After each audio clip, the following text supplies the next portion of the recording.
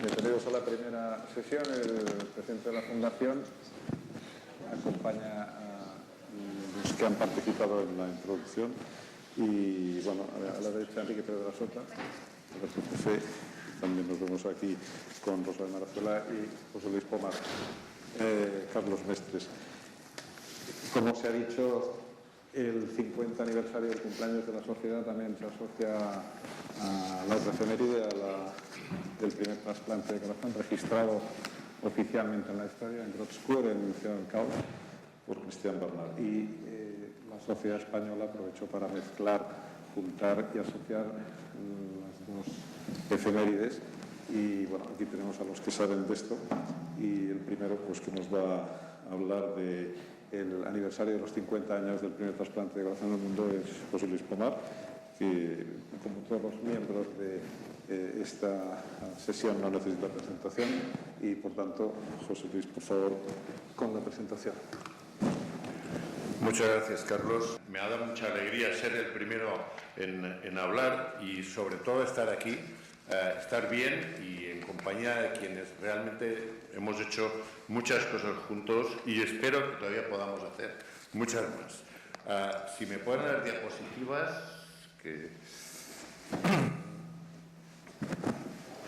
Ok, muchas gracias.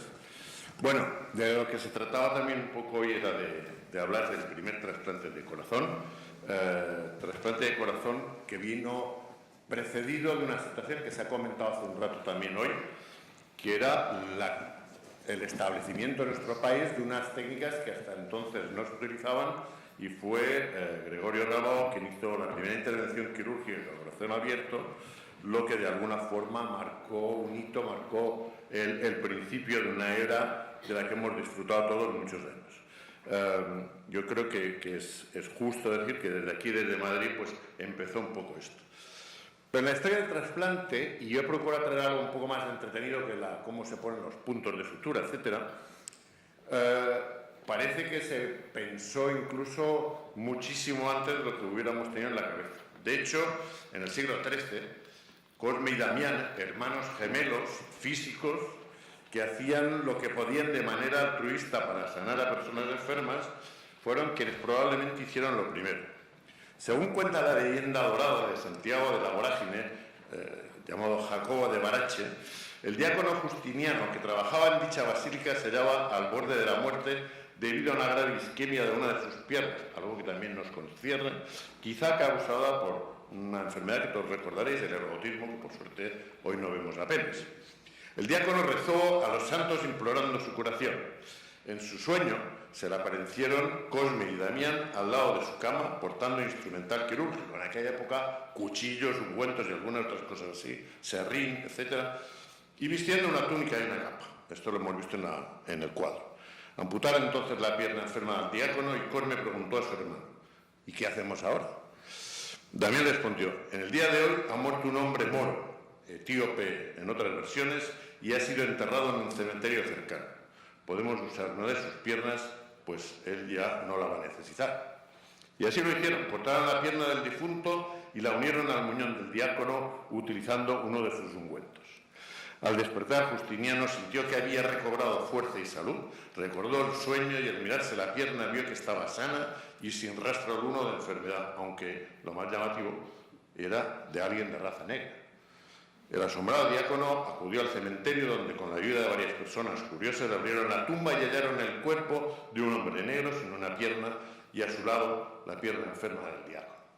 Bueno, alguien puede pensar que me he excedido explicando algo de aquí, pero es que la historia es muy curiosa. Alexis Carrel, un premio Nobel que fue de alguna manera dejado de lado por sus condicionamientos políticos en Francia durante muchos años, se fue a Estados Unidos, trabajó en Chicago con Charles Guthrie, que fue también otra persona dedicada a ello, y que dedicaron gran parte de su vida a una cosa que luego ha sido fundamental para los trasplantes, que eran las anastomosis. Y uno de los cuadros típicos de la época, en 1902, es este cuadro donde hay un perro blanco, un perro negro, y a donde le ponen a uno una pierna del perro negro y al otro la pierna del perro blanco. Fenómeno curioso. La verdad es que los trasplantes como tal, y el de riñón, que fue de los primeros, o el primero, aparecieron un poco cuando se empezó a vislumbrar la posibilidad de evitar una serie de problemas que había alrededor, y fueron los gemelos, que todos recordaréis, de Boston, que se permitieron de alguna forma, por su compatibilidad, que se hiciera un trasplante renal fácilmente. Y después otros muchos, desde René Cusse en Francia o Thomas Starzl, fueron siguiendo con todos estos programas. Pero fijaros que en el año 1950 Marcus hablaba de que esto era una fantástica especulación, lo del trasplante para el futuro, o el mismo Norman Shanway, que muchos de nosotros hemos conocido y con el que hemos tenido el placer de hablar y ha estado en nuestra sociedad más de una vez, decía que todavía quedaban muchos problemas por resolver antes de que el momento dorado de los trasplantes llegue ante nosotros. Y esto era en 1964. De hecho, la historia empezó entre un paciente y un chimpancé. En Mississippi, y esto es una historia que no todo el mundo la conoce, James Hardy estaba operando a un enfermo joven, y al acabar la intervención el enfermo no salía de bypass, no salía de extracorpórea, y no sabían realmente qué podían hacer. Y se les ocurrió sacar el corazón de un chimpancé que tenían en el laboratorio para trasplantarlo. Aquello, a algunos de su equipo les pareció una barbaridad, a otros les pareció que era la única solución. Hizo un pequeño resumen de la situación, cuántos a favor, cuántos en contra, un pequeño referéndum que ahora está muy de moda, y salió que se hacía el trasplante. Y hicieron el trasplante. Y fue bien. Lo curioso de todo aquello fue que el corazón, a pesar de todo, pues era demasiado pequeño, cosa que no se sabía que el tamaño era importante. Pero el corazón fue bien y latió durante una serie de horas hasta que entró en fallo cardíaco y aquello se acabó. Acabó no solo el trasplante, sino que acabó también prácticamente la vida profesional de James Hardy, que a pesar de publicar el artículo como el primer trasplante hecho en un ser humano, un trasplante de corazón en un ser humano, la verdad es que fue tan criticado, tan maldecido por mucha gente, que dejó la cirugía cardiovascular y dejó incluso la medicina, y con gran depresión se retiró. Bueno, estamos hablando de una época en la cual Sudáfrica no era lo que es hoy. Es un país precioso, es una ciudad, una capital, Cape Town, espectacular, maravillosa. Era una zona donde recordaréis que había lo del apartheid, donde no se vivía bien, donde había muchos problemas raciales, muchos problemas muy importantes. Y ahí estaba un señor llamado Chris Barnard, que curiosamente también se le ha criticado tremendamente, que si no tenía ni idea, que ni siquiera debía hacer el trasplante él, que sería otro, etcétera, etcétera. Pero de hecho, Chris Barnard, si uno busca un poco en donde hay que buscar, había trabajado en almacenamiento hepático renal, había trabajado en circulación cruzada mucho tiempo, trabajado en experimental casi todas las semanas, había hecho trasplantes incluso hepáticos, y antes de todo lo que luego sucedió, había estado 3 meses, o sea, en el año 67 mismo, 3 meses de visita en Richmond, en Virginia, con David Hume y Richard Lauer. Había estado 2 semanas con Thomas Starzl, en aquella época no era ninguno de ellos muy conocido, y había estado también en su propio hospital llevando a cabo el primer trasplante de riñón, que sobrevivió además más de 20 años, es decir, no era un ignorante que acababa de aterrizar.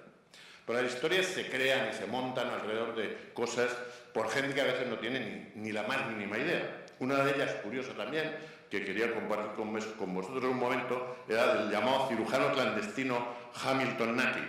Hamilton Nackie era, de hecho, el jardinero de la Universidad de Cape Town, y a él le pidieron un día que entrara en experimental para ayudar a sujetar un animal para hacer una intervención.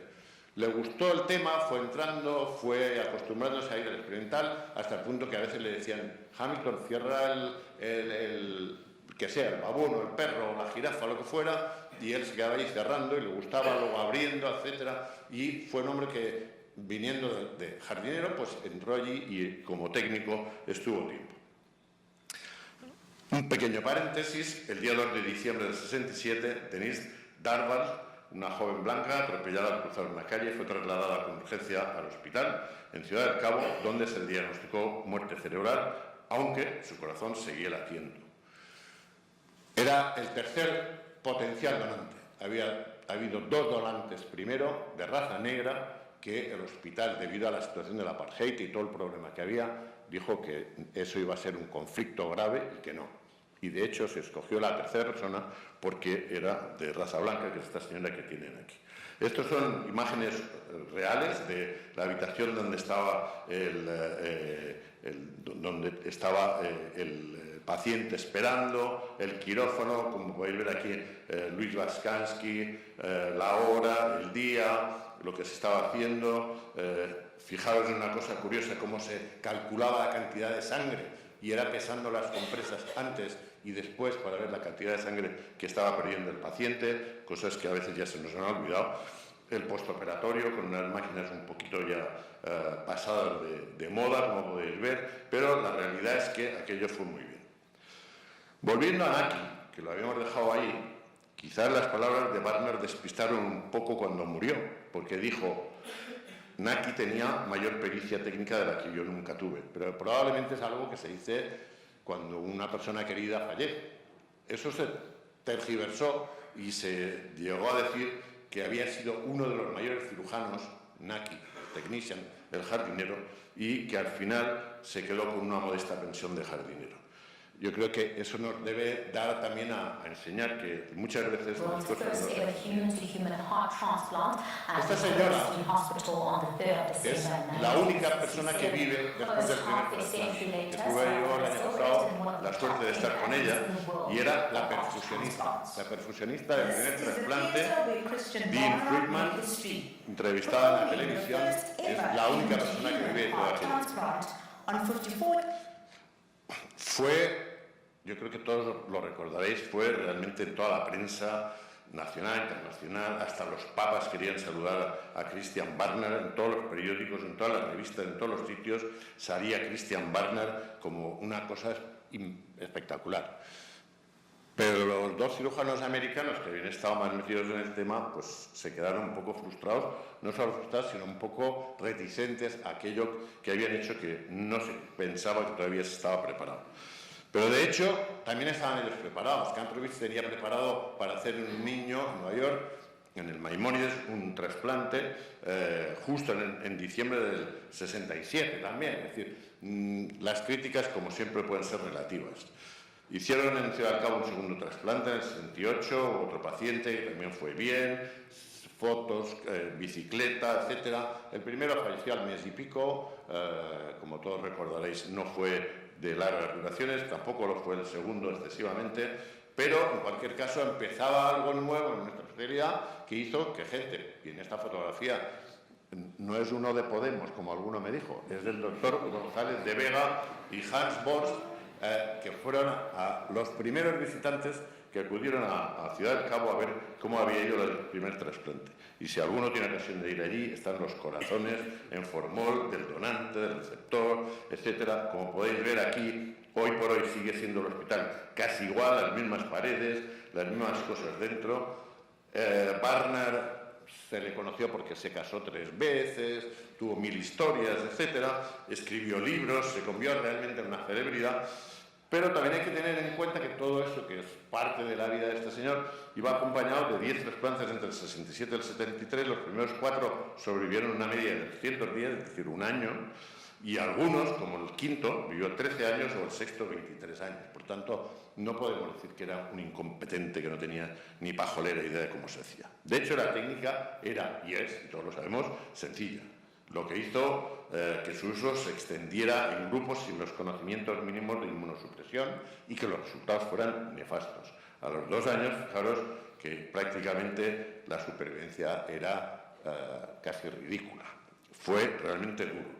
A pesar de todo, había gente que se benefició. Esta chica subió montañas al Kilimanjaro, gente que corría en bicicleta, que jugaba al tenis. Los que iban bien, pues iban bien, pero los que iban mal, que eran la mayoría, y como podéis ver aquí, a los 7 años tan solo el 16% podía seguir vivo. Por tanto, los resultados no eran buenos en los pocos centros que mantuvieron un programa Stanford, Grosvenor y en la Pitié, en París. Y pasamos en la literatura habitual a ver que grandes milagros de la ciencia, grandes cirujanos que a manos tienen estos doctores, a el trágico récord de desastres. Pero como decía, algunos siguieron ahí en la guerra. Cabrol, que además de muchos trasplantes publicó muchos libros sobre el tema del corazón y los trasplantes. En Cambridge, o en Hartfield, St. Mackley o Terence English siguieron haciendo, y otros más callados, menos conocidos, que se tenían que pasar porque no tenían los recursos, a lo mejor 20 y pico horas. Esta fotografía es del Nature de este año, de una editorial del Nature de este año. 20 y pico horas esperando para ver si paraba de sangrar un trasplantado. La técnica se estandarizó y yo creo que, salvo lo de las cavas y 4 cosas más, realmente no ha cambiado mucho. Y como decía nuestro amigo y bien querido Norman Shanway, el problema no era un problema de técnica, de habilidad quirúrgica, era un problema de inmunidad.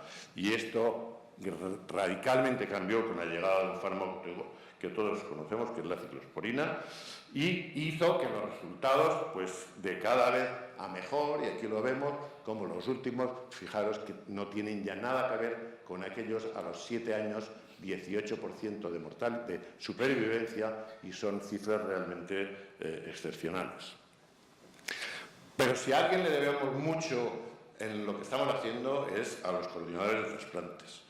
Para ser real, en Barcelona se estableció inicialmente una oficina donde convergían las llamadas de los hospitales que tenían donantes de riñón, de hígado o incluso de corazón. En aquel centro estratégico, que era un despachito pequeño, se procedía a la distribución organizada de los órganos entre los equipos de trasplantes y también se establecieron los primeros intercambios con el extranjero. La oficina central de la ONT hoy coordina desde aquí en Madrid, desde el 1 de septiembre del 90, todas las donaciones de órganos registradas en España, todas, en íntima colaboración con las oficinas de Barcelona y de otras comunidades, la de Barcelona gestionada por la CAT, que además es la que lleva también la parte de internacional. Y con todo eso se formó algo que realmente ha sido el modelo español, que a veces tiene uno vergüenza de decir eso es el modelo español, pero hay que reconocer que Matesanz o Blanca Miranda o ahora mismo pues Beatriz Domínguez pues han llevado el nombre de España unido a algo con éxito y sin grandes discusiones, porque todos buscamos aquí cómo hacer para que aquello no fuera perfecto.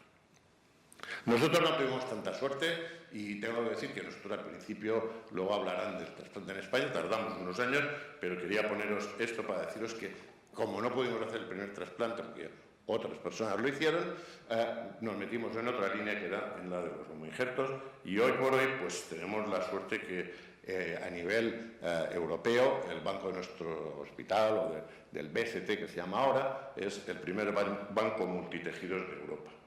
Tampoco voy a hablar de la actividad de los trasplantes, que lo hablarán luego, y menos en España, que también se hablará, ni del incremento de las listas de espera, ni del gran número de emergencias, que todo esto conlleva toda una problemática importante que después tanto el doctor Jufé como otros nos irán hablando. Tampoco de cómo podemos conseguir más corazones para aliviar el problema de las listas de espera. Solo comentar que tenemos algo cerca, también hablará Evaristo Castedo después, que es la asistencia circulatoria con mecanismos nuevos, con corazones nuevos, algunos todavía han de demostrar que van a funcionar, pero que de alguna manera pues eso va para adelante. Antes han comentado también la relevancia que tuvo hace 50 años, no solo el primer trasplante cardíaco, sino también la llegada del hombre a la Luna. Y por tanto estamos en un momento en el que tenemos muchas cosas que celebrar, 50 años de sociedad, 50 años de trasplante, el hombre en la Luna, pero para aquellos que les gusta la música, recordar también que los Beatles empezaron hace 50 años, en 1967. Por lo tanto, más cosas todavía para celebrar.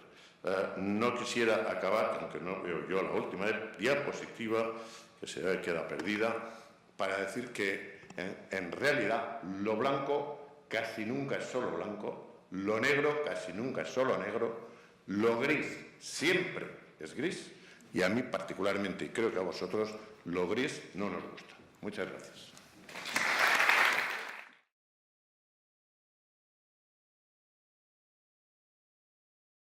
Gracias, José Luis, por la introducción histórica global. Y ahora otra persona con, en este caso, perfil también marcadamente académico, el doctor Jufé, a la sazón miembro de la Academia de Medicina y Cirugía de Galicia, pues va a focalizar en los aspectos históricos en España. Muy bien, muchísimas gracias.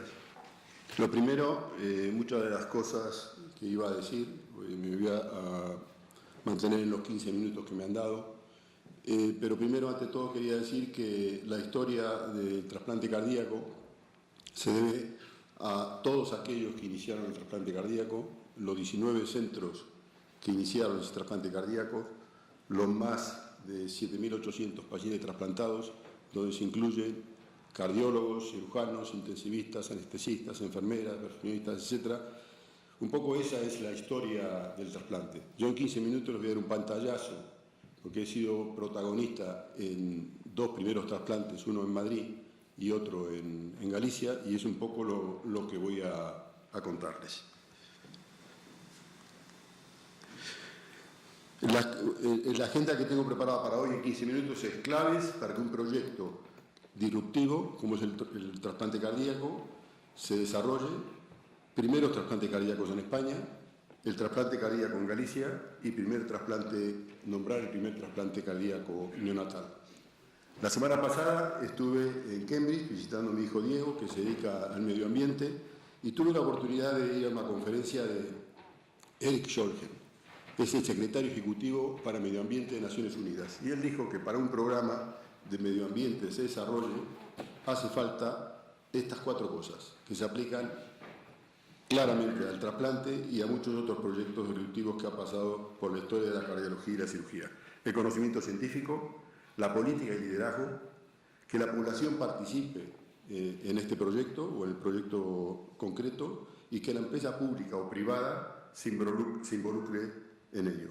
En cuanto a conocimiento científico, un poco ya realmente lo dijo José Luis, yo puse como hito histórico la primera circulación extracorpórea, el seno trasplante realizado por Jamie Hardy en el año 64, que marcó un hito importante. Cómo no, el primer trasplante realizado por Christian Barnard en el año 67, yo creo que fueron los hitos de conocimiento científico que fueron muy importantes para que estemos hablando hoy de los 50 años del trasplante cardíaco. Después del año 67, durante el año 68, hicieron más de 100 trasplantes cardíacos en todo el mundo, con unos resultados que, como ya explicó José Luis, fueron malos, y se discontinuó el trasplante cardíaco en el mundo, salvo en algunos centros, como él mismo comentó. Pero sin duda que fue la Universidad de Stanford, en la persona de Richard Lower y Norman Shanway, que fueron los que llevaron a cabo ese programa experimental de investigación continuada que nos llevó en el año 84 a realizar el primer trasplante cardíaco en España. En cuanto a política y liderazgo, diré que he dado muchas charlas por ahí, y fundamentalmente también en Argentina y en Sudamérica, y siempre me preguntaban si el trasplante es científico o es político. El trasplante es político.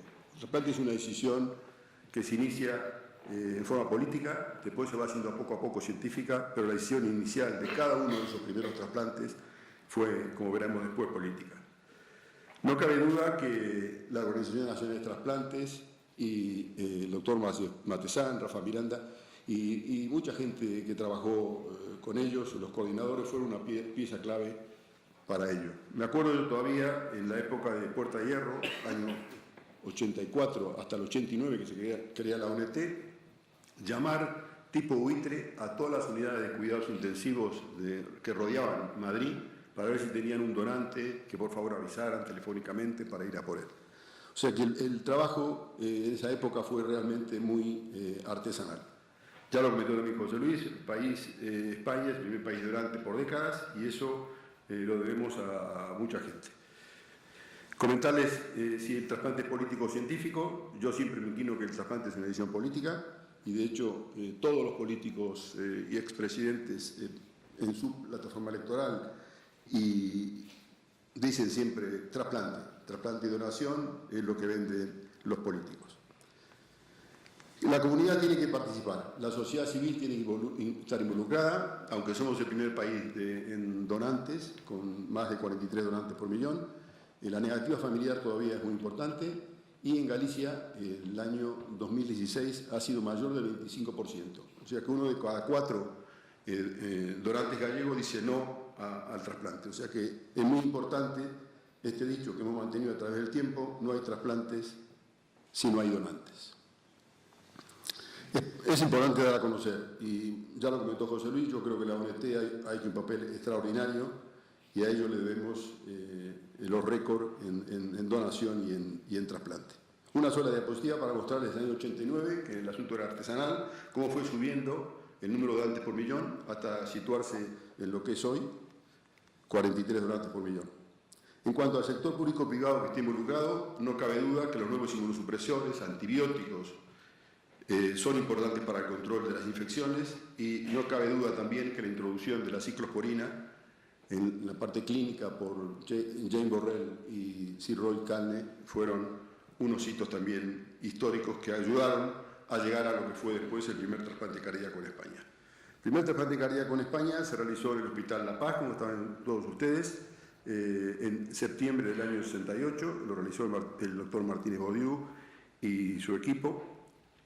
El paciente era un paciente gallego y que el paciente, según el parte oficial, falleció a las 27 horas después del trasplante, pero realmente lo que se dice que no superó la cirugía, porque el parte oficial dice que murió de complicaciones extracardíacas e insuficiencia renal aguda. Seguramente de lo que murió fue de fracaso primario del injerto. En cuanto al año 84, se realizaron 10 trasplantes cardíacos en España, en 4 hospitales. El primer hospital fue el Hospital Santa Cruz de San Pablo. Aquí en todos pongo equipo, ya lo comentó varios que me han precedido, que el trasplante es un trabajo en equipo que arrastra todo un hospital, y, además de los servicios de cardiología y todos los servicios implicados, y cirugía cardíaca, por supuesto, pero un trabajo en equipo. Creo que es uno de los pocos trabajos en equipo de gestión clínica, que el director de trasplante cardíaco, que en el caso de Puerta de Hierro y en el caso de Coruña, que son los que yo he vivido en estos 40 y pico años, lo llevan los cirujanos. Y fue el doctor Carals y su equipo el que hizo el primer trasplante cardíaco en el año 84. En la Clínica Universitaria de Navarra, Ramón Arcas hizo el primer trasplante de Navarra. La Clínica Puerta de Hierro, el doctor Figuera, y el 18 del 12 del año 84, el Hospital Marqués de Valdecilla, a la cabeza el doctor Carlos Bedurán y su equipo hicieron el cuarto hospital que se unió a este trasplante cardíaco. El trasplante cardíaco es un trabajo realmente experimental. Los que hemos trabajado en el experimental y tenemos el ADN marcado con el experimental sabemos lo importante que es esto, y el doctor Carals confesó en una entrevista, y lo dijo con mucho orgullo, que él del año 65 en el Hospital de Terrassa practicaba trasplante cardíaco con su padre, y cuando terminó el trasplante cardíaco se acordó de esta fase experimental del Hospital de Terrassa. El trasplante fue bien y bueno, fue un hito histórico. No hay ninguna foto de ese momento, y en palabras del doctor Carals, es porque no pensó que iba a ser tan importante con tanta repercusión mediática.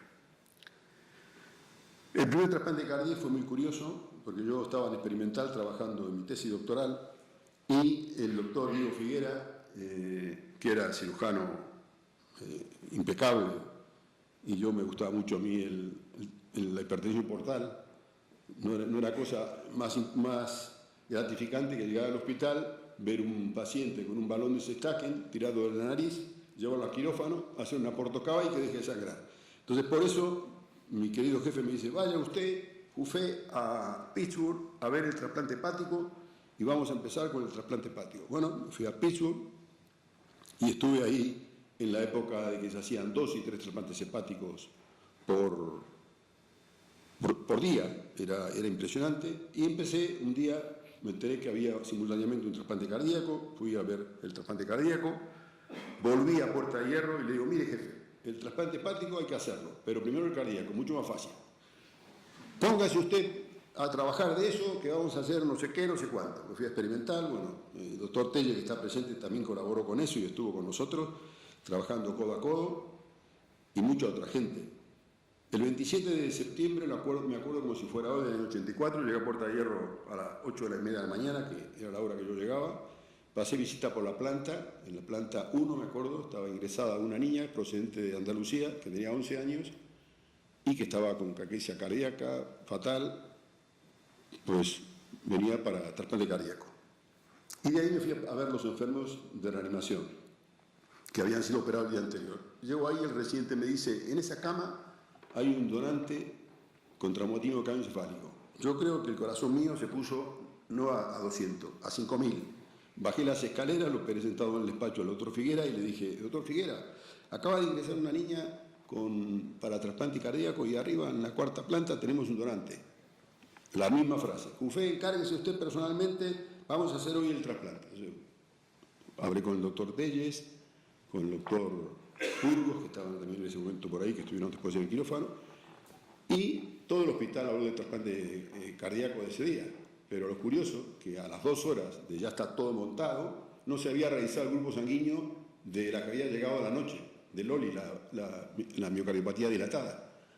Y digo, joder, es que falta una cosa elemental, el grupo sanguíneo. Voy a la hematología, me bajo con la hematóloga, le hacen el grupo sanguíneo, A positivo los dos. Entonces fue una cosa increíble. Bueno, hicimos el trasplante fue muy bien y todavía, 30 años después, más de 30 años, está viva, se retrasplantó 20 años después del primer trasplante y todavía está viva esa trasplantada. Esta es la foto histórica donde se ve al doctor Figuera, doctor Burgos, el doctor Telles, que hizo de primer ayudante en la cirugía, y yo, que hice la extracción en un quirófano de al lado, y después colaboré con la implantación. En la cabecera están los anestesistas Pepe Maceda y Ramón Arcas. Esta es una foto también que quería mostrarles, porque en aquella época no sabía mucho de inmunosupresión, y lo primero que hicimos a la niña, la atiforramos de corticoides. Aquí ven la típica cara en una llena, un mes después de operada, y estoy aquí con el doctor Pradas, y el doctor Pulpón y el doctor Arcas. Y esta es una foto que le tengo mucho cariño, está mi jefe, el doctor Figuera, y con 4 primeros trasplantados del año 84. En cuanto al primer trasplante cardíaco de Galicia, pues también fue una cosa curiosa. El 3 de abril del año 91 recibí una llamada de la ONT, habíamos apuntado con el doctor Pradas 2 pacientes en lista de espera. No me preocupé si había recibido o no la autorización de la Junta de Galicia para trasplantar, y cuando le comunico al gerente que íbamos a hacer el primer trasplante cardíaco de Galicia, me dice, no se le ocurra hacer el trasplante de Galicia porque acabo de hablar con el consejero y me dice que usted no está autorizado y que no lo haga. Me acuerdo, fuimos a mi casa en ese momento que tenía en Cambre, el doctor Pradas, José María Moitrón y yo mismo con mi mujer, estaba por ahí dando vueltas. Y bueno, ¿qué hacemos? No estamos autorizados, el gerente no quiere, pues yo lo tengo claro, hay que ir a hacerlo. Pues lo hicimos, el trasplante, hicimos el segundo, y después en el tercer trasplante llegó la autorización de la Junta de Galicia. Esta es la foto histórica de aquel momento, en todo el equipo de enfermeras, perfusionistas, cardiólogos, y el doctor Pradas en el centro, figura y genio, riéndose ahí en este momento realmente muy, muy feliz que estábamos todos. Esta es otra foto que quería presentar, donde están 2 cardiólogos que tuvieron que ver mucho con el trasplante, el doctor Castro Beiras, a la izquierda, el doctor Fifo Hormida y Marisa Crespo. De corbata está el trasplante número 1, sentado está el trasplante número 200, 100, y de pie, todavía con la biopsia endomiocárdica, el trasplante número 200. Mi mujer siempre me dice, yo soy un afortunado, los enfermos se mueren, pero los que no quiero que se mueran no se mueren. El 1, el 200 y el 100 no se mueren. Después probablemente, y Antonio tuvimos la oportunidad, me invitó el doctor Cuenca, la oportunidad de hacer una reunión festejando el 25 aniversario de, como llamo yo, Antonito el Fantástico, que todavía también sigue vivo. O sea que el primer trasplante que realizamos en Puerta Hierro y el primero que se realizó en Galicia todavía siguen vivos. No quería dejar de nombrar, aunque Puerta Hierro hizo el primer trasplante cardíaco pediátrico de España y creo que uno de los primeros de Europa, fue el hospital en La Paz que hizo el primer trasplante en el 94 a un paciente neonato con un corazón hipoplásico que tenía 3 semanas, se llamaba Sergio. El trasplante fue muy bien y ese también está dentro del hito histórico de lo que es el trasplante cardíaco en España. El doctor Barnard visitó La Coruña al año siguiente que empezamos con el trasplante cardíaco, y realmente fue una visita que dio un empuje tremendo, porque lo típico, era un vendedor absoluto y dijo por la televisión: yo he visitado muchos programas de trasplante, pero como el de La Coruña, ninguno. Y a partir de ahí, bueno, el crecimiento nuestro fue absolutamente exponencial. Mi última diapositiva es esta, que algunos me habrán escuchado. A algunos les gusta leer la historia y criticarla. A otros les gusta o nos gusta escribirla y protagonizarla. Muchas gracias.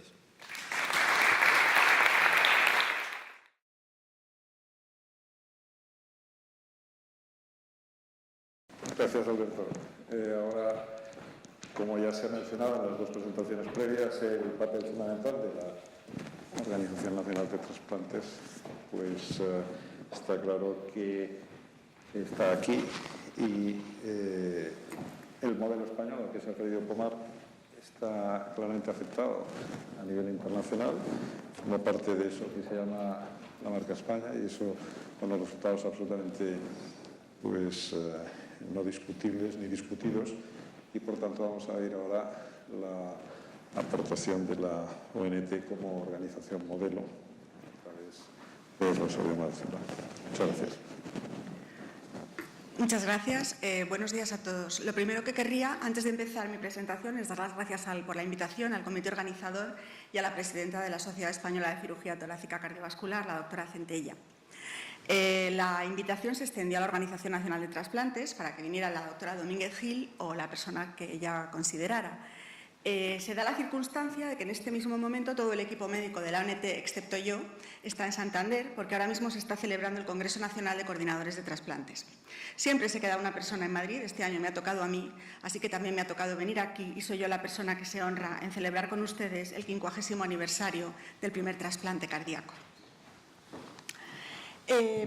Estos son datos del Observatorio Global de Donación y Trasplante que hace la Organización Nacional de Trasplantes para la Organización Mundial de la Salud, lo hacemos nosotros, y quiero que se fijen simplemente en que en el año 2015, último año publicado por el Observatorio, se estima que se hicieron en el mundo 126.788 trasplantes. Parece una cifra astronómica, una cosa de una magnitud extraordinaria, pero esa cifra solo cubrió un 10% o menos de las necesidades globales.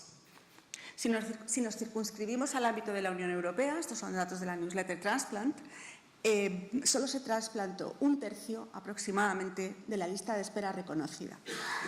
Con esto lo que quiero decir es que estamos en una situación de escasez de órganos crónica, creciente y global, y que todas las organizaciones encargadas de la provisión de órganos de todos los países del mundo luchamos a brazo partido contra esta escasez de órganos, con diferente resultado. En España parece que estamos en una situación de privilegio, porque desde hace muchos años España es el país del mundo que cuando un paciente necesita un trasplante de un órgano, de cualquier órgano, tiene la mayor probabilidad de conseguirlo. Estos son nuestros datos de donación desde que tenemos la actividad registrada en la ONT, desde 1989.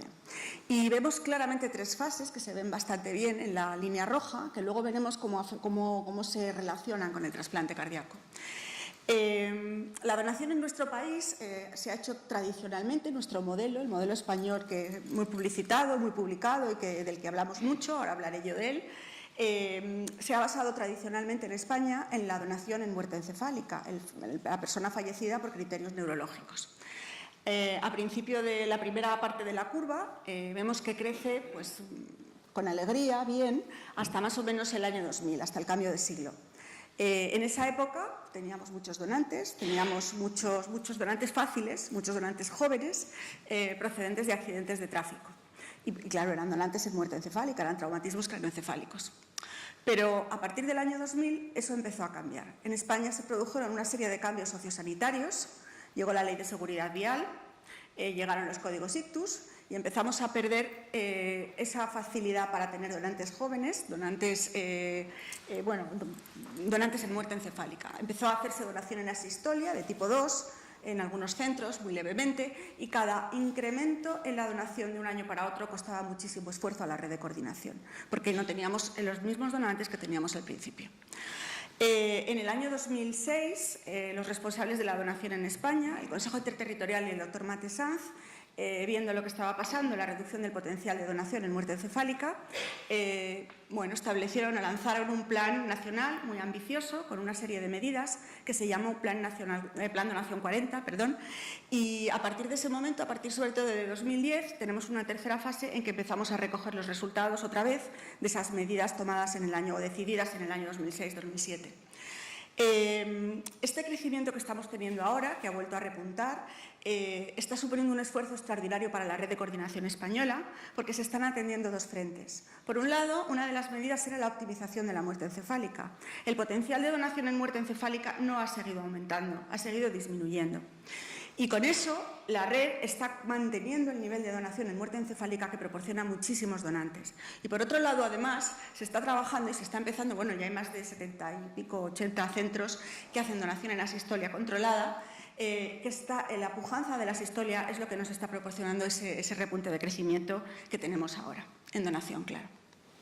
Bien, el fenómeno de la reducción de la mortalidad por accidentes de tráfico o por mortalidad cerebrovascular no es único de España, ocurre en los países de nuestro entorno. Estos son datos de la Unión Europea y vemos cómo está España en la parte más baja del gráfico. Todos los países un poco desarrollados de la Unión Europea o desarrollados de la Unión Europea han bajado de forma drástica el potencial de donación en muerte encefálica por una reducción de la siniestralidad vial y por una reducción de los accidentes cerebrovasculares.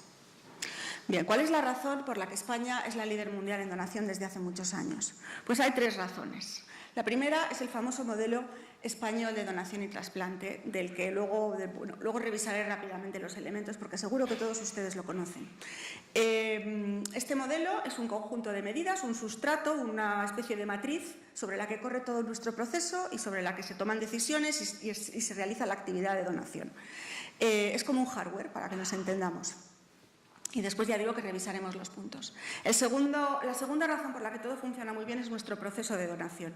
El proceso entendido como una transformación con una entrada y una salida, igual que un abdomen agudo, pues la entrada es un paciente que se presenta en la urgencia del hospital con dolor abdominal y la salida es el alta tras una serie de transformaciones, una serie de cuidados, unas pruebas diagnósticas, un procedimiento quirúrgico, pues aquí también tenemos un proceso asistencial con una entrada que es la aparición, no se sabe cuándo, el proceso aparece cuando quiere, en un hospital de un individuo que tiene una lesión incompatible con la vida. Entonces tiene que haber alguien en el hospital que detecte eso y que active el proceso.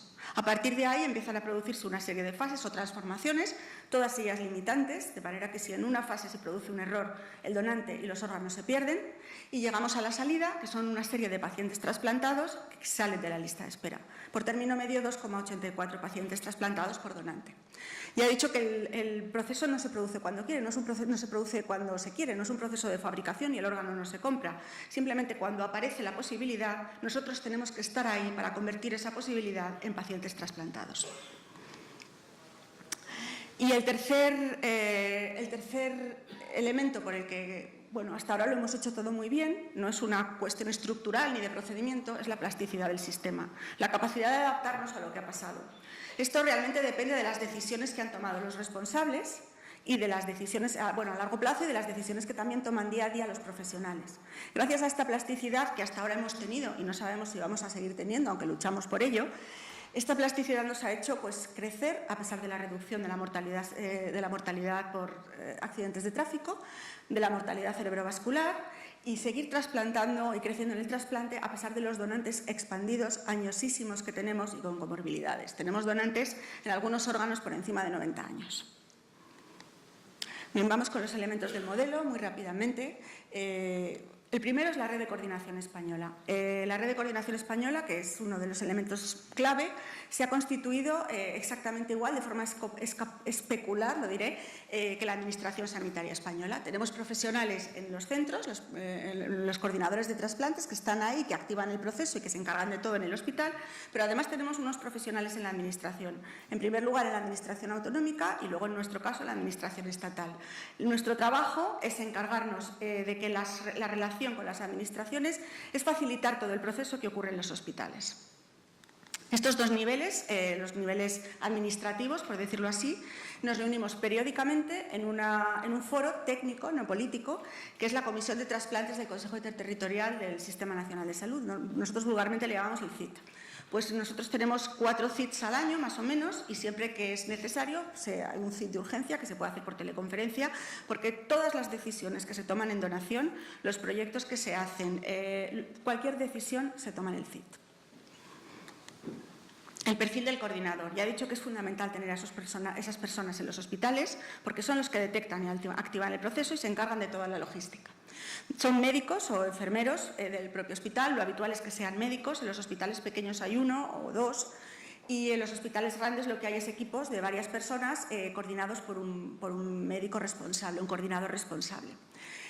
Suelen tener dedicación parcial y alternando la actividad de la donación de órganos con las actividades propias del servicio al que pertenecen. Habitualmente es el servicio de intensivos. En el caso de los facultativos ya tenemos un 87-88% de los facultativos coordinadores, que son 470 en España de 188 centros, pertenecen al servicio de medicina intensiva. El principal objetivo es la donación de órganos, aunque hacen otras tareas relacionadas con la donación, como la comunicación, la relación con los medios de comunicación, la formación, etc. Una agencia estatal que da apoyo a todo el sistema. Es la piedra angular del sistema, somos nosotros, la ONT. Cuando hablamos muchas veces de la ONT, realmente estamos hablando de la red de coordinación. Nosotros somos el mascarón de proa, lo que se ve, los que venimos aquí a hablar, pero hablamos siempre en nombre de toda nuestra red de coordinación y todos nuestros compañeros que están en los hospitales y en las comunidades autónomas. La ONT se ocupa pues, de la gestión de la lista de espera, de la distribución de órganos, del apoyo logístico, de la regulación, de los asuntos regulatorios y de la legislación, de los asuntos internacionales y, por supuesto, de la cooperación internacional, de la formación, de la atención a los medios de comunicación, del mantenimiento de los registros para los análisis de supervivencia, de la elaboración y publicación de estadísticas, etcétera. Programa de garantía de calidad, uno de los elementos más importantes del modelo. Es un sistema de autoevaluación que tenemos nosotros. A nosotros no solo nos miden por la actividad y por crecer siempre, sino que eso lo tenemos que poner en relación, lo tenemos que poner en contexto con el potencial de donación. Este sistema de evaluación tiene 2 tipos de evaluaciones, una evaluación interna y una evaluación externa. La evaluación interna la hace el propio coordinador de trasplantes, que todos los años se coge las historias clínicas de los pacientes que han estado en la unidad de cuidados intensivos, los pacientes que han estado con una situación clínica de muerte encefálica y han fallecido y se mira toda la historia clínica revisando todo el circuito que se ha seguido. De manera que nos da información del potencial de donación, por un lado. Sabemos hasta dónde podemos llegar, la capacidad teórica de donación que tenemos. Sabemos ese proceso de donación, cuánto de efectivo está siendo, el rendimiento del proceso en España. Y también nos permite conocer dónde tenemos fugas. Si las fugas son importantes, tomamos medidas correctoras. La otra forma de evaluación son auditorías externas que permiten corregir la información que podría estar sesgada por la propia autoevaluación. Un gran esfuerzo en formación. A lo largo de los años hemos formado a más de 16.000 médicos, por supuesto los coordinadores de trasplante, pero también otros profesionales. Y también hemos formado a todo el que tenga que ver de alguna u otra forma con la donación, como por ejemplo los jueces y los forenses para los donantes que son judiciales, o los periodistas, en fin, todo el que se acerca a la donación recibe un curso. Tenemos 2 tipos de cursos, cursos completos de donación, técnicos sobre el mantenimiento, los criterios de distribución, etcétera, y luego además tenemos cursos de comunicación, de relación con los medios de comunicación y de comunicación de malas noticias y de técnica de entrevista de donación. Atención continuada a la prensa. La prensa es nuestra manera de llegar a la población. Por tanto, se les da atención 24 horas, jamás se les hace esperar, se les atiende siempre y en la ONT tenemos personal, 2 enfermeras y una periodista encargadas de la atención a los medios de comunicación. Conocen sus nombres, sus familias, son como si fueran nosotros. Se les trata muy bien y se les atiende siempre. Y da igual que sea un periódico de prensa deportiva, un periódico de prensa rosa, una televisión extranjera o un periódico de difusión nacional. Se atiende a todos. Reembolso hospitalario. El trasplante es una actividad, la donación, es una actividad del hospital y el reembolso por la donación, nuestra política es que se tiene que quedar en el hospital. Y con esto termino el modelo. Cuando hablé con la doctora Centella, me dijo que quería unas pinceladas de cómo nos organizábamos nosotros con los equipos de trasplante. Así que he recortado un poquito la parte en la que nos organizamos nosotros con la red de coordinación, que es lo que les acabo de contar, y ahora vamos a ver cómo nos organizamos con los equipos trasplantadores y, en concreto, con los equipos de trasplante cardíaco. Tenemos 18 hospitales en España que hacen trasplante cardíaco, que no son 18 equipos, hay más equipos. Hay hospitales que tienen equipos de trasplante de adulto, otros tienen equipos de trasplante infantil y otros tienen ambos equipos. Por tanto, tenemos más equipos que centros, pero son 18 centros, creo que no me he dejado a ninguno. Bien, nosotros, los 3 primeros meses del año, tenemos unas reuniones que están establecidas así con los equipos trasplantadores. En el caso de las estadísticas de 2016, se presentaron en febrero de 2017. La diapositiva que tienen abajo a la izquierda fue el 27 de febrero de 2017. Esa es la portada del dossier que se presentó a los equipos de trasplante cardíaco. Los equipos vienen a la ONT un día que se les cita y ese día pues, se les cuenta toda la contabilidad del año. Se revisan las estadísticas, se revisa lo que ha ido bien, lo que ha ido mal. Son reuniones que se preparan muy bien. Si ha habido alguna incidencia se comenta con ellos, se revisan los criterios de distribución y si hay algo que se deba cambiar se acuerda con ellos, se hace un acta y a partir de ese momento se empieza a trabajar según lo acordado. Y siempre se hace así. El trasplante cardíaco ya digo que suele ser el primero. Después, además, tenemos reuniones específicas cuando detectamos que hay una disfunción en el sistema, nuestros análisis estadísticos, pues se crea un grupo de trabajo. Hace un año, se había detectado en los últimos 2-3 años que había una disfunción en los criterios de trasplante urgente. Bueno, pues se creó un grupo de trabajo con representantes de la red de coordinación de trasplantes y los profesionales de los equipos trasplantadores. Lo primero que hicieron fue analizar si realmente a ojos de todo el grupo de trabajo había un problema y hacía falta. Se decidió que sí, cambiaron los criterios y ahora se está operando con los nuevos criterios. Bien, con esta forma de trabajar, hasta ahora, hasta el 1 de enero de 2017, se habían realizado en España 7.869 trasplantes cardíacos.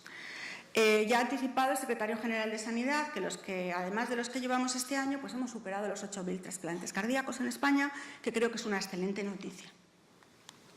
Esta es la gráfica de trasplante cardíaco desde que tenemos registro de actividad en la Organización Nacional de Trasplantes. Aquí también vemos 3 fases muy claramente marcadas. Una primera fase de crecimiento alegre, hay un pequeño repecho ahí en el año 95-96, pero en general crecimiento hasta el año 2000. Había donantes jóvenes, había corazones jóvenes y todo era crecer y alegría. Pero ahí, amigo, como ya he dicho antes, llegó la ley de siniestralidad vial y afortunadamente en España pues ya no se muere gente joven o no se muere tanta por traumatismo craneoencefálico. Entonces, la donación cardíaca empezó a bajar. Empezó a bajar de una forma muy acusada. Cuando parecía que la cosa era imparable, de repente se estabilizó. Paró y se estabilizó.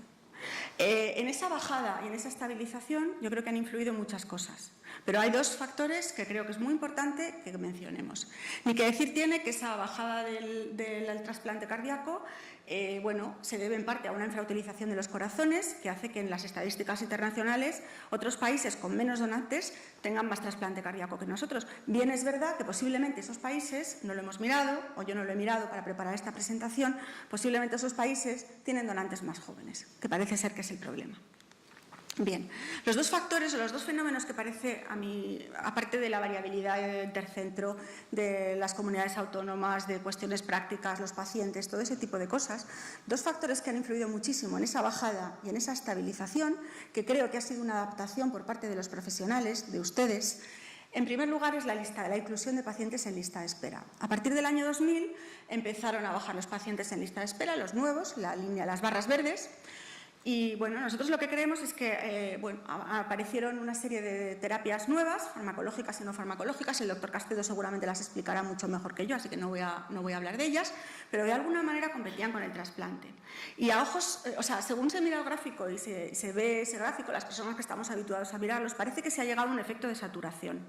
No sé si por una cuestión política, de coste, de la duración del tratamiento, que no detienen el curso de la enfermedad, por lo que sea, al final se ha vuelto a tomar la decisión entre ustedes de volver a incluir pacientes en lista de espera.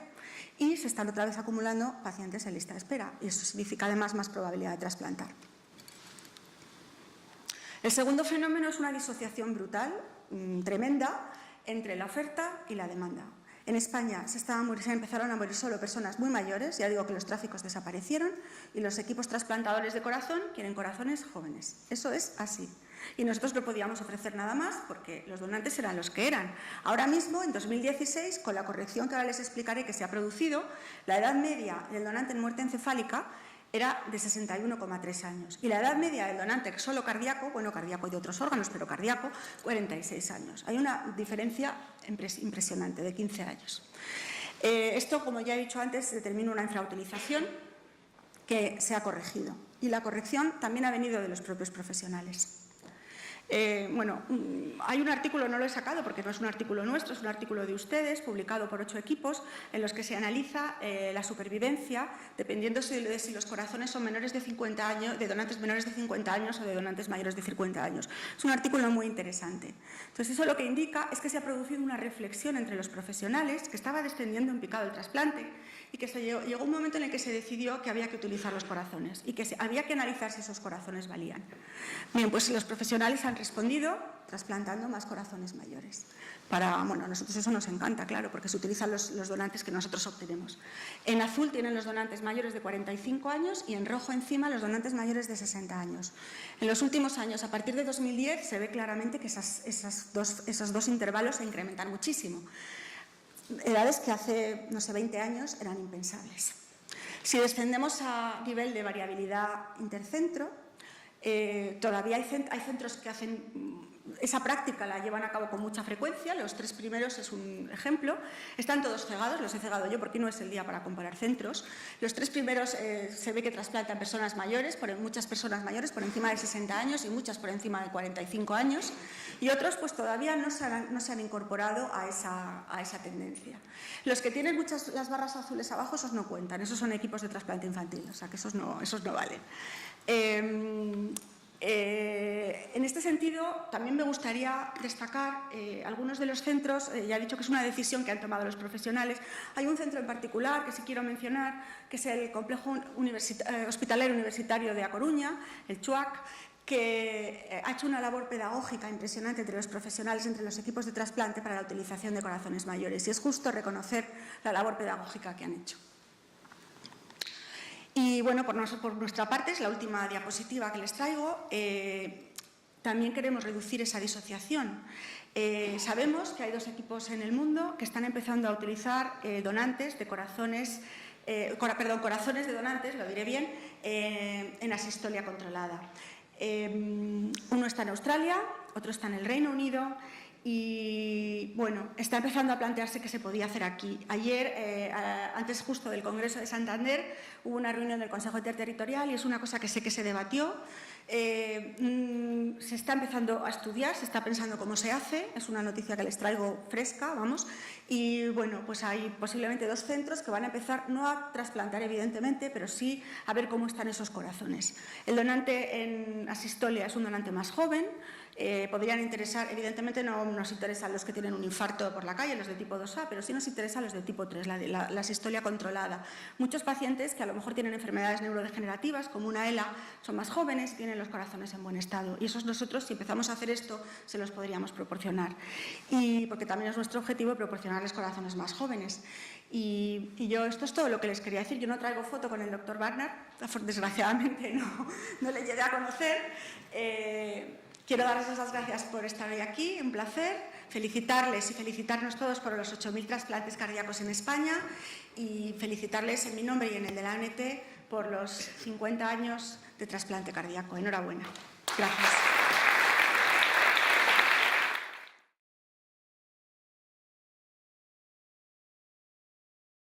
Bueno, el trasplante cardíaco es una historia de éxito, como se ha escrito mucho por ahí y nos lo han dejado claro los anteriores ponentes.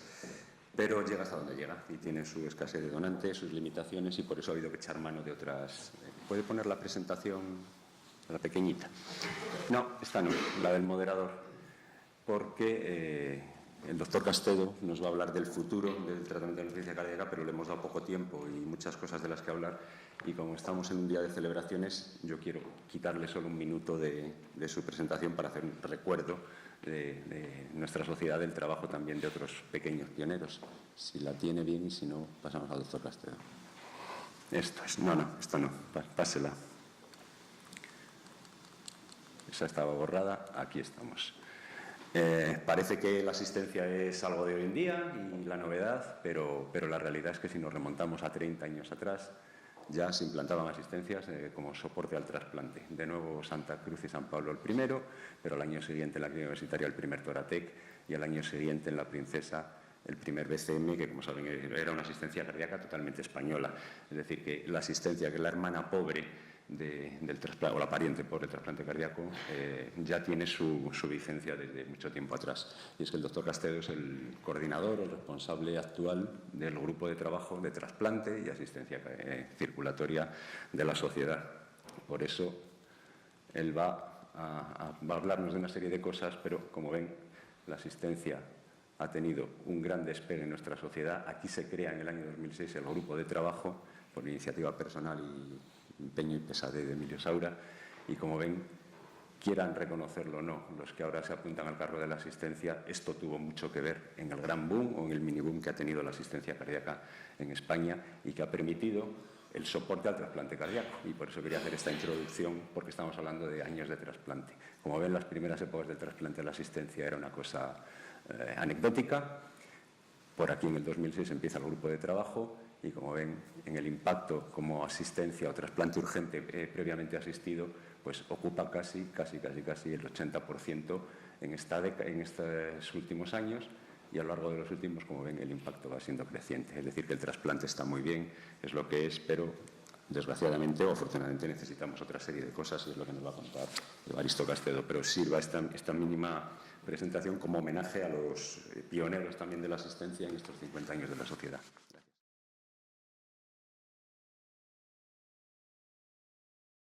Bueno, ante todo, muchas gracias a la sociedad por la amable invitación a participar en este acto. Es un honor y un placer. Si me pueden poner la presentación. Yo voy a hablar del futuro del tratamiento de la insuficiencia cardíaca y les pido a todos un poco de imaginación. La insuficiencia cardíaca es una enfermedad del presente, como todos sabemos, pues afecta a unos 26 millones de personas en el mundo y supone un 1 o un 2% del gasto sanitario en Europa y en Estados Unidos. La prevalencia aproximada es de un 1 o 2%, en Europa nos movemos, en el mundo desarrollado estoy hablando, en Europa nos movemos en torno a esas cifras, en España también, pero es una enfermedad del futuro. Hay estudios de tendencia que dicen que se va a incrementar la prevalencia de la enfermedad entre el año 2012 y 2030 en un 50% y que, por ejemplo, en Estados Unidos más de 8 millones de personas para ese entonces, por encima de 18 años, padecerán la enfermedad. Eso es debido pues, a que la población cada vez es más vieja. Esta mañana he escuchado en la radio un análisis de la OCDE que España va a ser el país más viejo del mundo después de Japón, si no lo es ya. En los próximos años va a ser así, porque cada vez más gente sobrevive a los infartos y porque cada vez la insuficiencia cardíaca se trata mejor, con lo cual pues, cada vez hay más pacientes con esta enfermedad. Está claro pues, que los avances que se realicen en esta enfermedad en cuanto a prevención, diagnóstico y tratamiento van a influir en nuestra vida futura, no solo en el tiempo que vamos a vivir, sino en la calidad de vida que vamos a tener.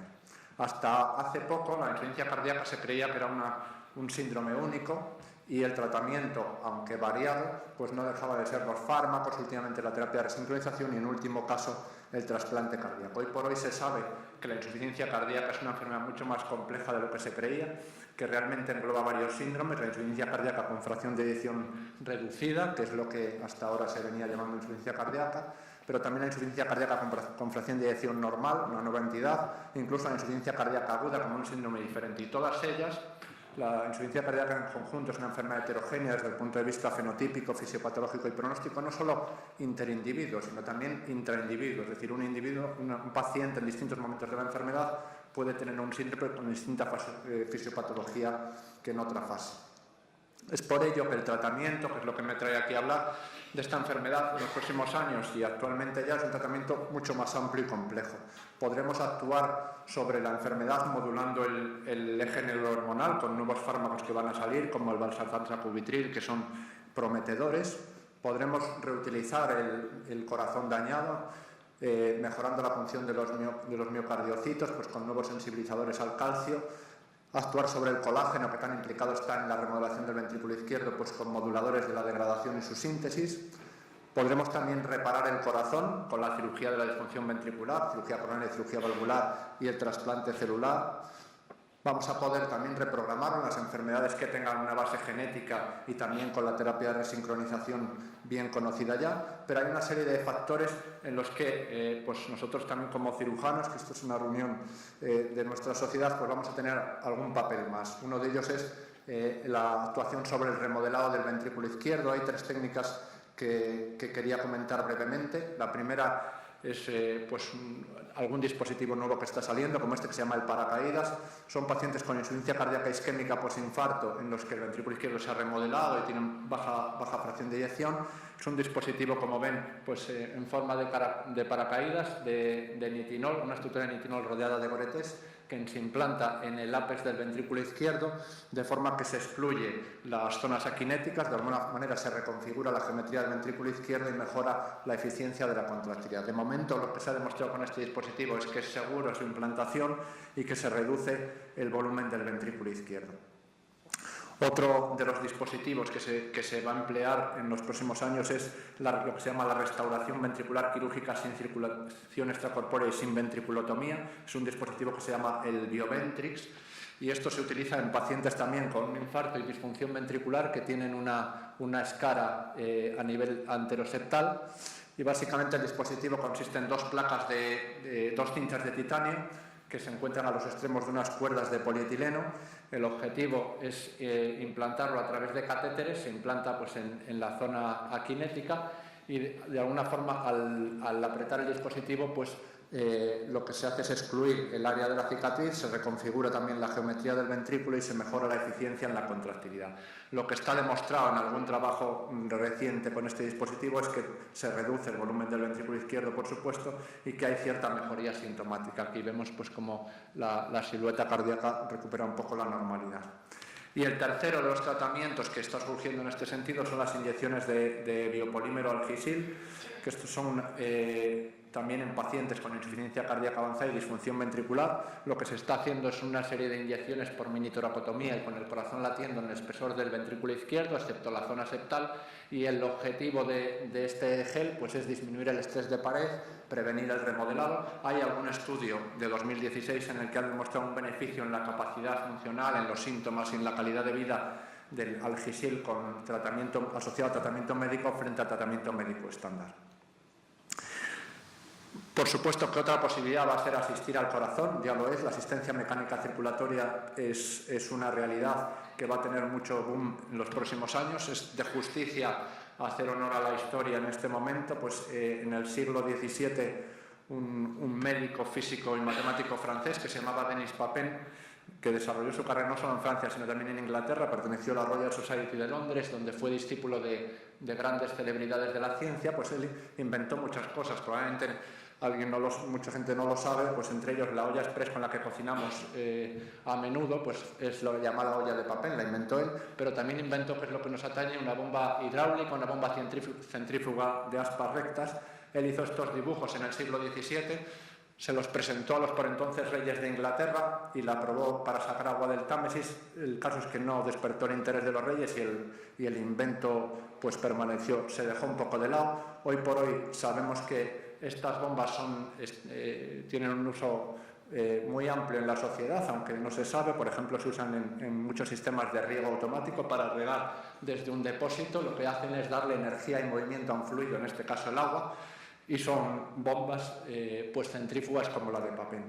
Mucho antes que Papin, en el siglo III a.C., Arquímedes de Siracusa, que fue uno de los mayores genios de la historia, pues matemático, físico, ingeniero, inventor, famoso por el principio que lleva su nombre, el principio de la palanca, pero también inventó lo que se llama el tornillo de Arquímedes, el tornillo sin fin, que por aquel entonces él lo hizo con la idea de sacar harina de los molinos o sacar agua de los ríos. Los romanos lo utilizaron no mucho tiempo después, por ejemplo, para construir el puente sobre el Danubio, que fue durante 1000 años el puente más largo del mundo.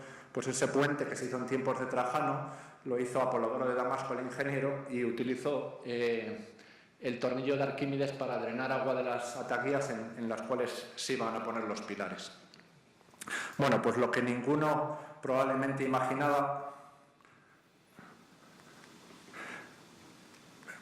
es que los inventos que ellos hicieron, tanto la bomba centrífuga como el tornillo de Arquímedes, iban a tener a formar parte de los sistemas más avanzados de asistencia mecánica circulatoria que se usan y se van a usar en los próximos años, ¿no? Los nombres de las centrífugas que se usan hoy, el Harware, el Harmey 3 o el Duracar, o las asistencias axiales, el Berlin-Har, el Harmey 2 o el nuevo Hardware, pues son dispositivos que usan o la bomba centrífuga o los tornillos axiales, no con muchas diferencias con la bomba antigua, por supuesto, que se ha mejorado en reducción de peso, en reducción de tamaño y sobre todo en biocompatibilidad, pero los sistemas son los mismos. Estas asistencias son tan buenas ahora, y lo van a ser más en el futuro, que se usan cada vez más. Aquí tenemos un análisis del registro Intermax, que acaba de salir el último reporte, y vemos cómo la utilización en Estados Unidos de asistencias mecánicas circulatorias ha aumentado progresivamente en los últimos años. En azul tenemos las centrífugas y en rojo las axiales, y el crecimiento es sostenido. Y no solo se ponen cada vez más, sino cada vez se ponen mejor. En la gráfica de la derecha vemos la supervivencia con asistencias mecánicas de última generación, y vemos supervivencias al año del 95%, a los 2 años del 70% y a los 4 años del 49%, cifras que se acercan bastante a algún trasplante, como por ejemplo el trasplante de pulmón.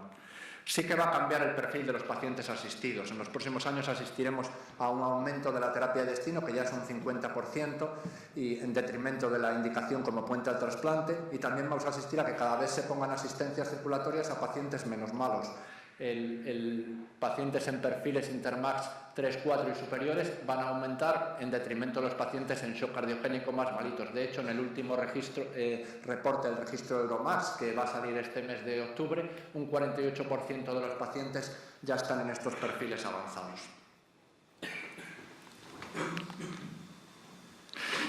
Y otra posibilidad para el futuro, por supuesto, es el reemplazo del corazón. El trasplante, que ya se usa, que habrá alguna modificación, el corazón total, y un proyecto futurista les quería hablar, que es el proyecto Quimera. Por lo que respecta al trasplante, se ha hablado largo y tendido, pero continuará siendo una excelente alternativa en los próximos años. Nada ofrece a un paciente con insuficiencia cardíaca terminal una sobrevida de 11 años y se sobrevive al primer año. El problema, como ha comentado Rosario antes, pues es la baja disponibilidad. Para ello hay medidas que están intentando aumentar el pool de donantes, como ella ha comentado, y hay 3 conceptos que yo quería comentar brevemente, que son lo que se llama la donación después de muerte cardíaca, muerte en asistolia, como ya he dicho, la perfusión regional normotérmica y el sistema de cuidado de órganos del Transmedics. Estos 3 conceptos están llamados a aumentar el número de trasplantes. Hasta ahora siempre estamos acostumbrados a que los donantes sean en muerte cerebral, en muerte encefálica. Últimamente se está hablando cada vez más de donantes tras muerte cardíaca. Como curiosidad, igual el doctor Pomar me puede corregir, pero yo he leído que es así. Esa donante a la que él se refirió del año 1967, Denis Darval, fue una donante no en muerte cerebral, sino en muerte cardíaca. Es decir, tenía lesiones cerebrales irreversibles, pero el corazón se dejó parar antes de trasplantarlo al receptor. ¿Por qué durante todos estos años no se ha usado los donantes en muerte cardíaca? Bueno, pues que hay serias dudas sobre la funcionalidad del injerto después de sometido a un periodo de isquemia caliente importante. Pues hay 2 elementos que se están desarrollando ahora, que son la perfusión regional normotérmica y el Transmedics, para hacer que donantes en muerte cardíaca puedan ser válidos para el trasplante. La perfusión regional normotérmica no es otra cosa que en un donante en muerte cardíaca al que se le para el corazón, una asistolia, rápidamente, una vez parado el corazón, se mete en ECMO, es un ECMO central, como los que estamos acostumbrados a ver, poniendo una cánula en la aurícula derecha y otra en la aorta y pinzando los troncos supraórticos para suprimir la perfusión cerebral, y de esta forma el corazón recupera su función y puede latir adecuadamente hasta ser evaluada su función para ver si es apto para el trasplante. El otro concepto es lo que se llama el Organ Care System de Transmedics, que es una máquina que permite que en el transporte del órgano el corazón esté perfundido, asistido y latiendo. La combinación de todos estos elementos se acaba de publicar por el grupo de Power, como ya he dicho, hay un grupo australiano y otro inglés. Este es el grupo inglés. El grupo de Power ha publicado sus resultados en el Journal of Heart and Lung Transplantation del 2016 en donantes de menos de 50 años, empleando las 2 estrategias, la perfusión regional normotérmica y el Transmedics, y ven que durante este periodo han aumentado su actividad trasplantadora un 45%, lo cual no está nada mal. Básicamente lo que hacen es, cuando tenemos un paciente en el cual tiene generalmente lesiones cerebrales irreversibles, pues de común acuerdo entre varios médicos y la familia se considera oportuno la suspensión del soporte vital, se deja que el paciente se pare. Cuando está en asistolia hay lo que llaman los ingleses 5 periodos de hands-off, de brazos caídos mirando para el muerto. Cuando se comprueba que no vuelve a latir, pues se declara oficialmente la muerte de causa cardíaca, la muerte cardíaca. Se lleva a quirófano, que lo tienen pues realmente en el quirófano al lado o en el mismo quirófano. Se mete en ECMO con la perfusión regional normotérmica. Cuando el corazón recupera su función de visu y late bien, se sale de ECMO, se hacen unas medidas con Swan-Ganz y ecocardiograma transesofágico, básicamente curvas de presión, volumen, gasto cardíaco y fracción de eyección, y los que consideran aptos para trasplante pues se sacan normalmente con cardioplegia y la técnica de estación habitual, se meten en el Transmedics y se trasplantan en Papworth. Eso es un poco la estrategia que está llamada a expandir el número de corazones que se trasplanten. El corazón total es otra alternativa, ya lo es. Esto es uno de los modelos más usados, el Syncardia, se han puesto más de 300 de sus aprobaciones en Estados Unidos. Es un modelo complejo, los pacientes no son fáciles de manejar y de dar de alta del hospital. Se está trabajando mucho, como ha dicho el doctor Pomar, en distintos prototipos, cada vez más sofisticados. Quizá en lo próximo que va a venir es el desarrollo de un sistema transcutáneo de transferencia de energía para que no haya una línea eléctrica saliendo por la piel de los pacientes. Pero esto es un poco el futuro. Lo que está claro es que cada vez estos dispositivos lo que van a tener que trabajar es en ser más biocompatibles, más parecidos a un trasplante cardíaco normal, y en este sentido quería decir 2 palabras de un proyecto futurista que es un poco imaginativo, que se llama el proyecto Quimera. La quimera era un animal mitológico de la mitología griega, que era un monstruo híbrido con cabezas de diferentes animales y colas también. El caso es que lo que se entiende por el proyecto Quimera es lo que dicen que puede ser la puerta al trasplante de órganos personalizados a la carta para cada paciente. En medicina, proyecto Quimera se llama a desarrollar órganos humanos funcionalmente aptos para el trasplante en el interior de animales. De esta forma creamos lo que se llaman organismos quiméricos, que serían embriones animales donde parte de las células son de humano. La quimera que más visos tiene de funcionar en el hombre es la quimera hombre-cerdo, por las similitudes anatómicas, en la cual crearíamos individuos parte cerdo y parte humano. Esto plantea serias dudas éticas, obviamente, hay mucha literatura sobre esto, pues porque existe la posibilidad en el futuro de crear animales con inteligencia humana y criaturas bizarras que puedan vagar por la naturaleza, pero el caso es que en lo que consiste esto es en sacar células madre del hombre, stem cells, se implantan en embriones de cerdo, y estos embriones de cerdo se introducen en el interior de cerdas adultas para que se produzca una gestación normal y que en el interior de estos cerditos que nacen pues haya órganos humanos genéticamente compatibles con un paciente para el trasplante.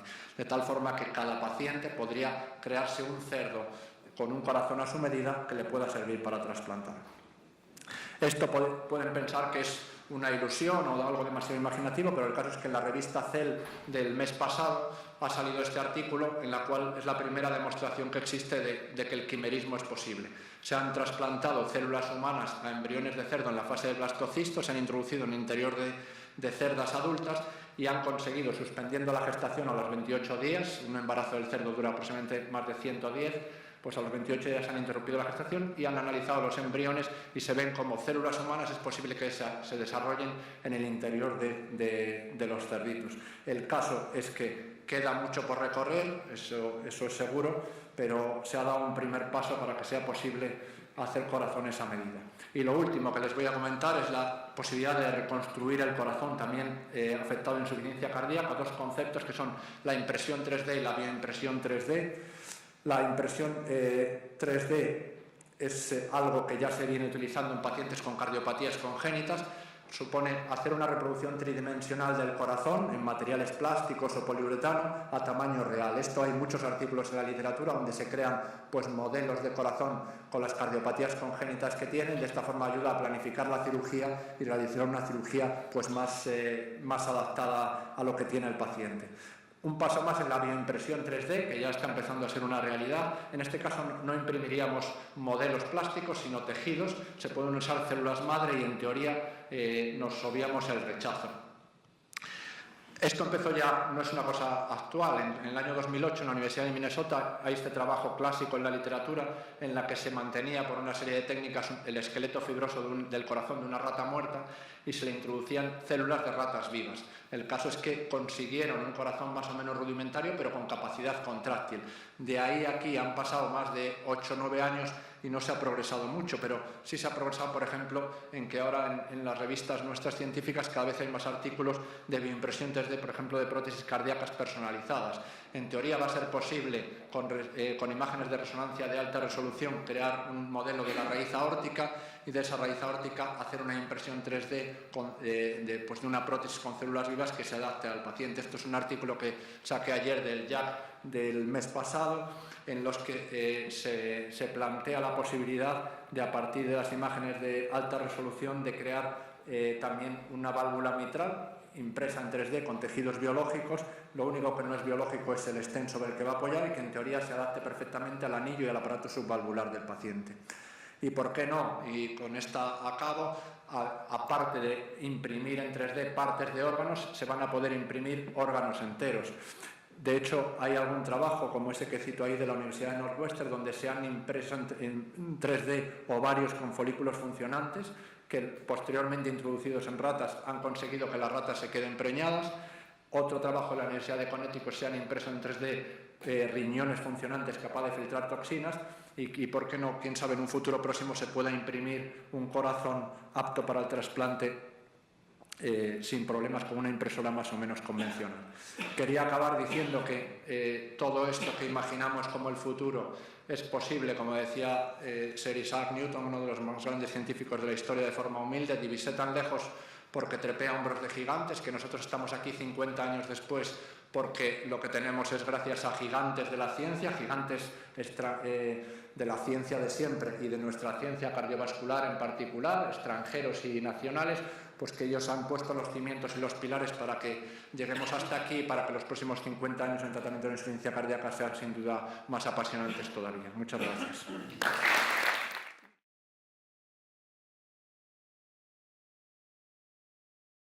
Lo que hemos visto en esta última hora y un poco más se divide en 4 partes para mí claramente diferenciadas, que nos dan precisamente una visión global muy importante de los 50 años de esta pequeña sociedad, que son, en primer lugar, los 2 aspectos históricos a nivel global y español, es decir, la historia de lo que tenemos. La gente hoy en día, las generaciones jóvenes, no suelen leer la historia y por tanto no entienden nada de lo que va a hacer en el futuro.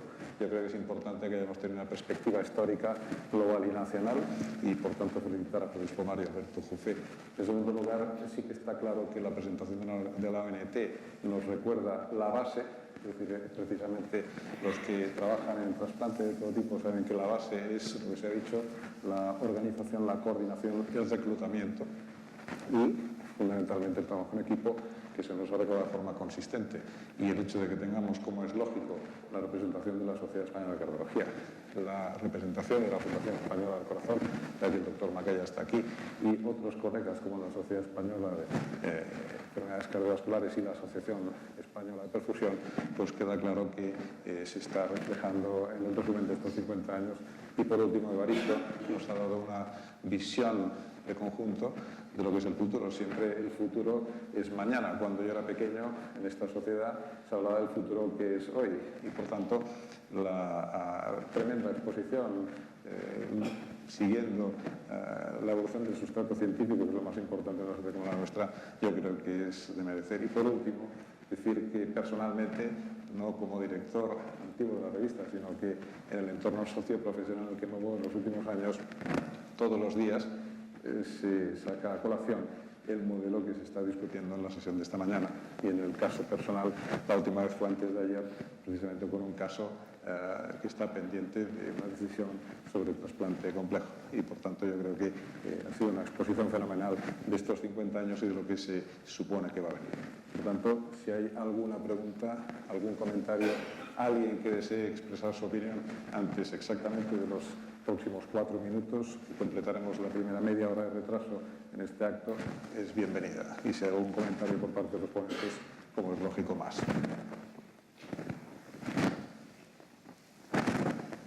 Pues si es así, el presidente de la tendría una Fundación Española para los ponentes. En España es un modelo único en el mundo en trasplante cardíaco. Comparativamente con Inglaterra, comparativamente con Alemania, en Alemania se implantan actualmente como puente al trasplante o terapia de destino más de 1000 dispositivos. En España estamos en torno a los 15 dispositivos, 20 dispositivos al año. ¿Eso se puede explicar en base a que el trasplante cardíaco da suficiente respuesta a los pacientes u a otros factores? Y le paso la pregunta a los ponentes. Dices que ¿por qué tenemos menos asistencia en España? Mucha menos. Bueno, yo sabe que soy medio terrorista en la forma de contestar. Yo creo que no es un problema económico. Primero hay que tener una decisión política. Primero los grupos de cardiólogos y cirujanos tienen que creer y tener en los glóbulos rojos marcados la asistencia circulatoria, que es un programa muy, muy duro. Si el programa de trasplante es duro, el programa de asistencia circulatoria es mucho más duro. Y yo creo que nos ha hecho más, porque si tú vas a pedir al político pasta, tienes que estar seguro que lo que quieres hacer. Si te ve que tú estás dudando, o sea, yo creo que primero hay que hacer una decisión política dentro de los centros de trasplante que quieren dejar la piel por la asistencia circulatoria. Y una vez que lo tenga, como en la frase típica, por ellos. Yo solo quiero aportar, la asistencia circulatoria, según los datos del registro español, va a más. Las razones por las que vamos detrás de otros países es porque el trasplante aquí, como ha dicho Rosario, estaba muy disponible, pues se encontraba un corazón para cualquier paciente en pocas horas. Y segundo, por la atomización que hay en la medicina cardiovascular en España. Los programas de asistencia circulatoria serios de Europa y del mundo están hechos en centros que ponen miles de asistencias al cabo en pocos años. En España se atomiza todo y se ponen 3 en un sitio, 2 en otro, y así se lleva al fracaso muchas veces y al desánimo. Se podría decir que eso ocurre ahora. Hasta hace pocos años realmente no hacían falta las asistencias.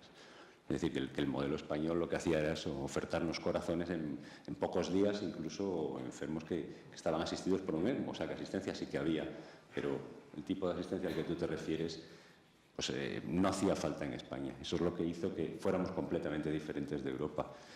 Y al ser completamente diferentes, como nos hace falta, tampoco, digamos que nos preparamos. Y ahora que llegan los tiempos duros es cuando esto ha tenido que crecer. Y por eso yo he querido hacer esa referencia a la asistencia circulatoria, porque es la pariente pobre en la sociedad, a pesar de que los que estamos en el grupo pues llevamos muchos años dedicados a eso, pero gracias a la creación del grupo, creo que se ha visto en cifras, la asistencia ha empezado a despegar en España. Claro, lo que no puede es despegar de 15 a 350 al año. Pero en los 6 años del registro primero se acumularon 500 y pico casos y ahora en el SPAMAS, yo creo que acaba de publicar 350, o sea que ya vamos camino de ello. Lo que pasa es que nunca podremos llegar a compararnos en la actualidad con ese tipo de centros que nos llevan 20 años de experiencia con dispositivos mucho más complejos, pero vamos camino de ello. Yo creo que el grupo de trabajo y el trabajo de la sociedad ha hecho mucho. Si no hay nada más, gracias a todos por la atención. Un breve descanso y la segunda sesión a continuación.